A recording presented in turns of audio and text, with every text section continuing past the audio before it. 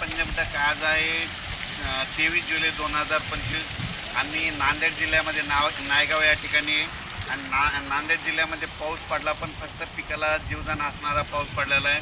पण या ठिकाणाहून मुद्दाम खास करून नांदेड जिल्ह्यासाठी आनंदाची बातमी देतो, म्हणजे आज 23 तारखेपासून 28 तारखेपर्यंत तुमच्या नांदेड जिल्ह्यामध्ये ओढे नाले वाहणारा पाऊस येणार आहे या 5 दिवसात। म्हणून खास करून शेतकऱ्यांसाठी आनंदाची बातमी सांगायचं झालं तर नांदेड जिल्हा, यवतमाळ जिल्हा, त्याच्यानंतर वर्धा, नागपूर, भंडारा, गोंदिया, चंद्रपूर, परभणी, हिंगोली या भागामध्ये चांगलामध्ये 28 तारखेपर्यंत पाऊस पडणार आहे।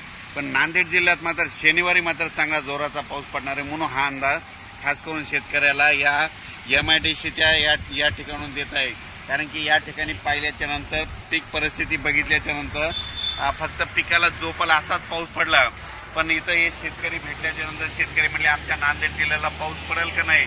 तर नांदेड जिल्ह्यासाठी खास करून आनंदाची बातमी म्हणजे आज 23 तारखेपासून ते जवळपास 28 तारखेपर्यंत या तुमच्या नांदेड जिल्ह्यामध्ये चांगला पाऊस पडणार आहे, म्हणून हा अंदाज लक्षात येतो। राज्यात बघायचं झालं तर पूर्व विदर्भ, पश्चिम विदर्भ, दक्षिण महाराष्ट्र, उत्तर महाराष्ट्र, कोकण पट्टी, खानदेश आणखीन जवळपास 5 दिवस म्हणजे दररोज वेगवेगळ्या भागात पाऊस पडणार आहे।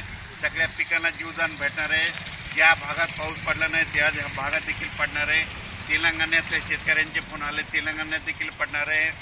त्याच्यानंतर कर्नाटक भागात देखील पडणार आहे। म्हणजे जिथं पाऊस पडला नाही त्या भागात सगळीकडे पाऊस पडणार आहे, म्हणून खास करून हे नांदेड जिल्ह्यातून अंदाज येत आहे। कारण की नांदेड जिल्ह्यामध्ये पाऊस पडलाय पण थोडा फरक कमी पडलाय। आता ह्या 5 दिवसामध्ये तुमच्या नांदेड जिल्ह्यामध्ये ओढे नाले वाहणारा देखील पाऊस येणार आहे।